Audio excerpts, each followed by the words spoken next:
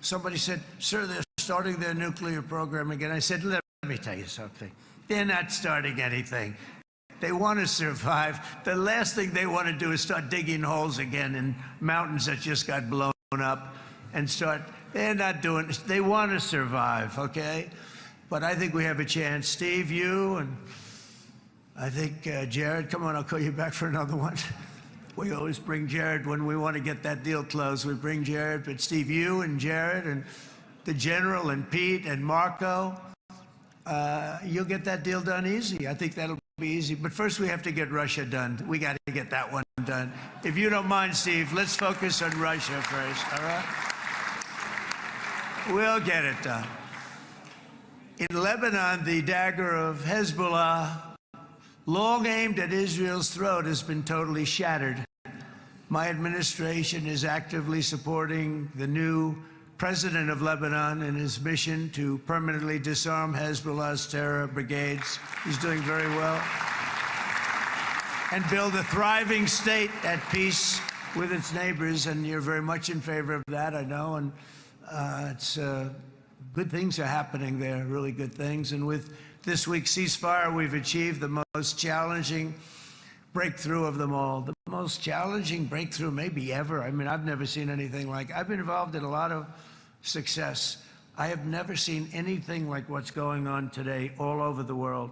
People are dancing in the streets, not just in Israel. They're dancing in the streets of countries that would have never danced in the street about what's happening today. They're dancing in those streets.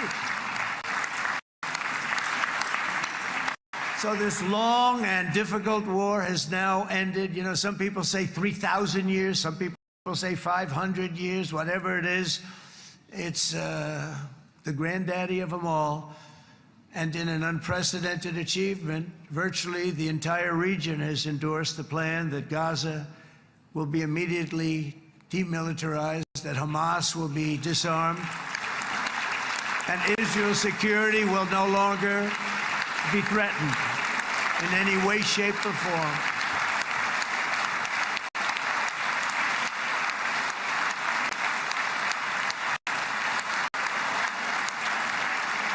So Israel, with our help, has won all that they can by force of arms. You've won. I mean, you've won. Now it's time to translate these victories against terrorists on the battlefield into the ultimate prize of peace and prosperity for the entire Middle East. It's about time you were able to enjoy the fruits of your labor, Mr. Opposition Leader. I said he's a very nice opposition leader. I think, no, he's a nice man. Bibi, he's a nice man.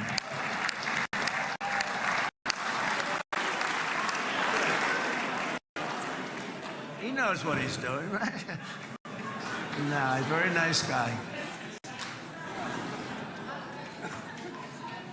Well, see, now you can be a little bit nicer, Bibi, because you're not at war anymore, Bibi.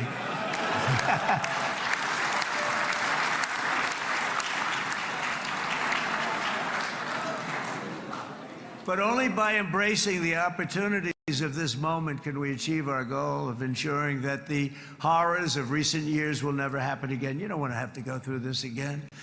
8 years ago, I came to this region on a very special first trip abroad as the President of the United States. I came here very early at your request. I addressed the leaders of the Arab and Muslim world gathered in Saudi Arabia and said that it was time to build a future free of the grip of extremism and terror. And interestingly, right now, as soon as I'm finished, I'm quite late. You've kept me quite late between opposition leaders and Bibi's brilliant but very long speech. I thought I was going to run up here, make a speech, and then head to Egypt. It didn't work out, though. And you made a pretty long one, too, Sarah.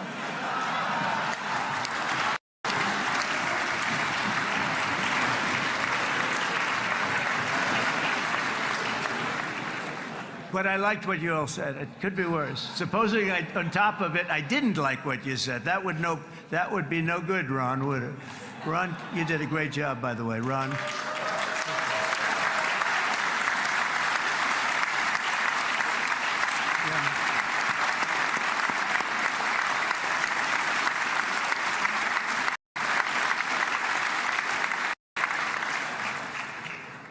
So I'm going to be meeting, actually, in a little while, I'm going to be meeting with the most powerful, the richest nations really in the world, although now with the tariffs, the United States is by far the richest nation in the world, as you probably have been reading.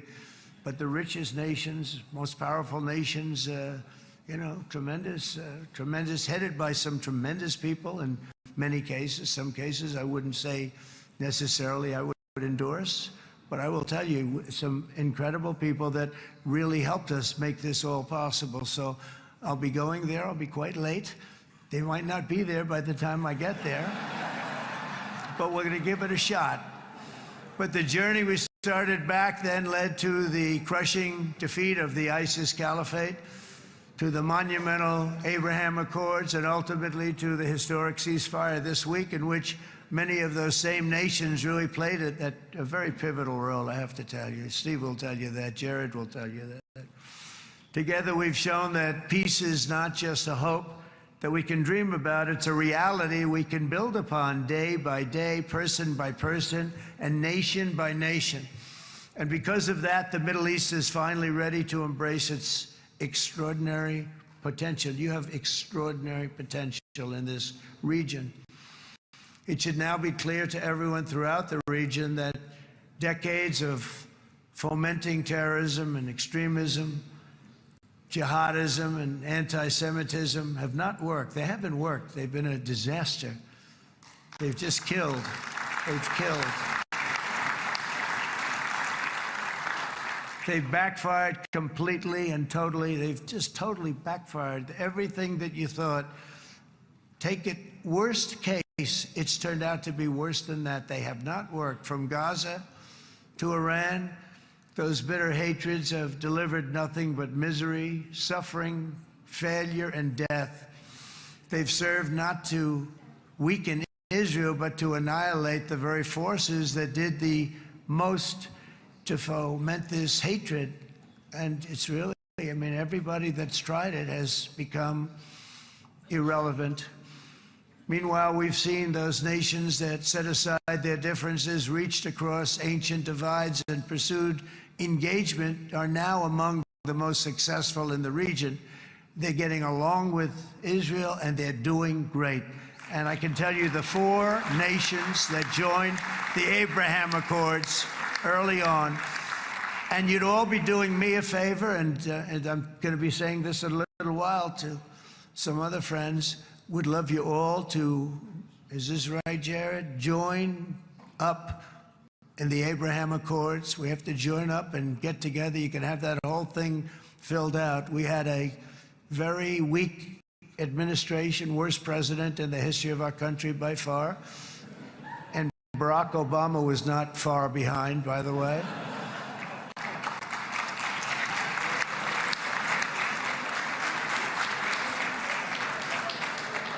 And they did nothing with this incredible document, the Abraham Accords, but now you can fill them up. Now you have peace, you have people that really like Israel. I'll tell you what, and they like Israel a lot more today than they did even 5 weeks ago. Like, you've made a lot of, you've come back strong, because it was getting to be a little nasty out there in the world.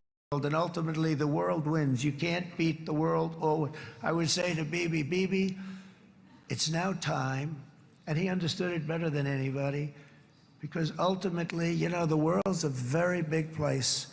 And I've said a lot. I said, this piece of land is very small. It's unbelievable what you've done with that tiny, you look at a map even of just, not the world, the Middle East, and you have this little dot. And think of what you've done. It's incredible. It's incredible.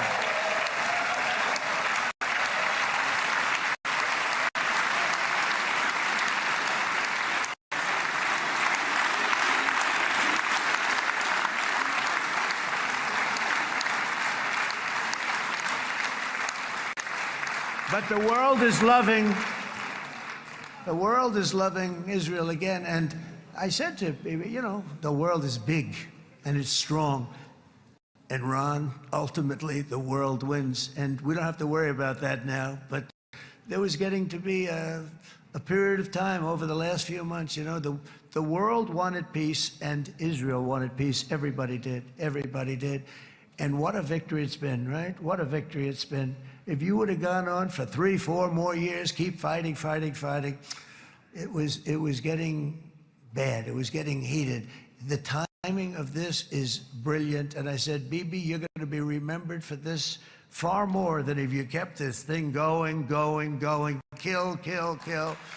It would be it would not be the same. And I just want to congratulate you for having the courage to say, that's it, we've won, and now let's enjoy our lives and let's rebuild Israel and make it stronger and bigger and better than it's ever been before.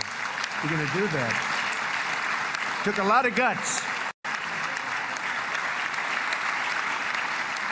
And the choice for Palestinians could not be more clear. This is their chance to turn forever from the path of terror and violence. It's been extreme, to exile the wicked forces of hate that are in their midst. And I think that's going to happen. I've met some people over the last couple of months that want to see it happen very much. And after tremendous pain and death and hardship, now is the time to concentrate on building their people up instead of trying to tear Israel down. We don't want that to happen again. And the total focus of Gazans must be on restoring the fundamentals of stability, safety, dignity, and economic development so they can finally have the better life that their children really do deserve after all these decades of horror. I intend to be a partner in this effort in the sense that we're going to help and we're going to do something that became unbelievably popular. Everybody wants to be on it. It's called the Board of Peace, okay? How about that? Is that a beautiful name? Like a board of peace.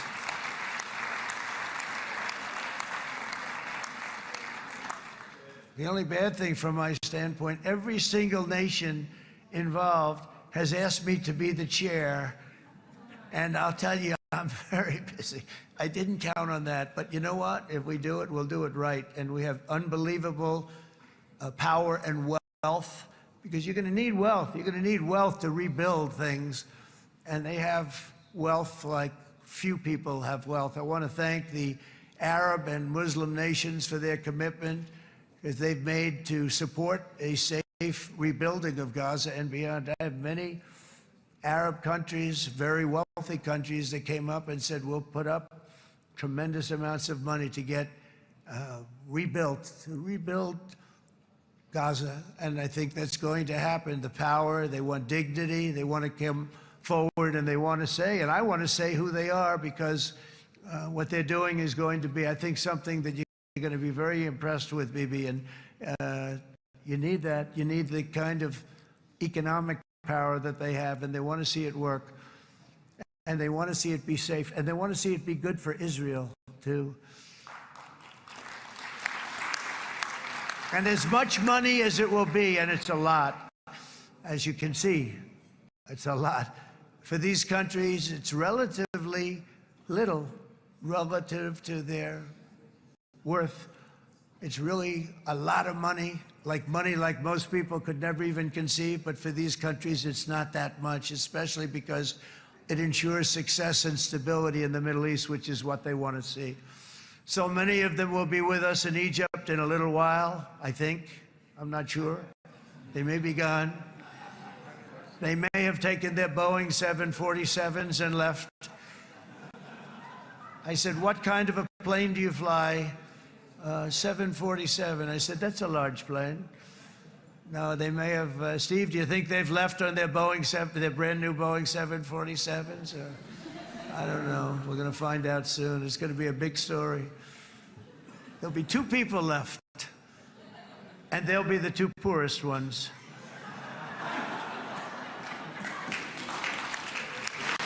But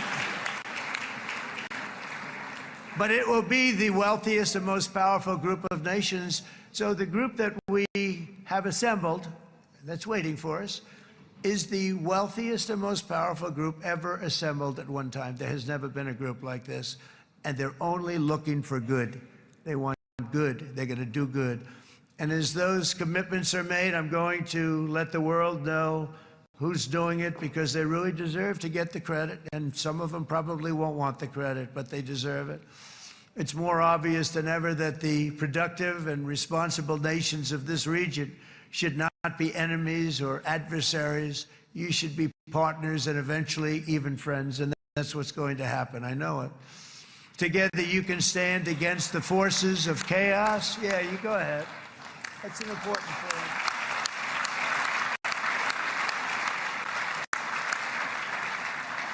Because you can stand against the forces of chaos that threaten all of your interests, and it's always a big threat, always a big threat, and unleash incredible prosperity and opportunity for all the people of these lands. And that's what's going to happen. You're going to unleash numbers and success, the likes of which Israel has never been able to think of, because you're so firm, and you should be, and you've done the right thing in defending yourself.